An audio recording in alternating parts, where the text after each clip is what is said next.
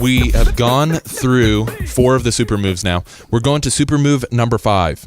Every time you say yes to something you should have said no to, just taser your inner thigh. Oh, gosh. And the other day, I found myself without a taser, so what I did is I took a coffee cup and I just beat my head with it. No, but seriously, like, if you find yourself in a meeting you shouldn't be at, you've got to, like, you really have to start to say, this is not a good use of my time. I don't want to be here again. You try not to show outward disappointment at the actual meeting you're in because you're already there, but don't do it again. So as an example, in the corporate world, people love to fly out. Hey, can you fly out and meet our guy?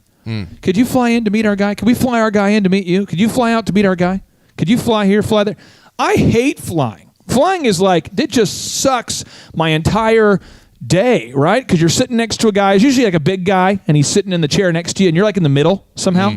You're in the middle. You got a big guy over here, a big guy over there, and you're kind of in the middle. And then like in the plane, it's kind of hot, and then your phone's off, and your Wi-Fi never works properly, and you end up going, what am I doing here? Somebody watching this, though, you might say, I don't know why. Okay, here's an example. I talked to a guy just a few months ago. He's an insurance agent. He's a thriver. And he said, I was going through his schedule. He said, I don't have time. I just don't have time to get stuff done. And I said, I would just like to do an audit of your day. Go ahead and write out everything you did yesterday. Let's go through it. We're going through. And I noticed on there, one of his things he does is he goes to the Rotary. Nothing wrong with the Rotary. But I'm going, so do you ever get business from the Rotary? Have you ever gotten a business deal as a result of being in the Rotary? Even one that you can think of? I mean, maybe 10, 20? How many are you getting? He goes, I don't think I've ever gotten a deal. So you never received a deal as a result of going to these meetings. Not one. How many years have you gone? Well, about 5 years. Okay. What things are you not able to get done? Well, I don't have time to spend a lot of time with my kids right now because of this and that and this and that. I go, so what you're saying is that the Rotary is more important than your own kids.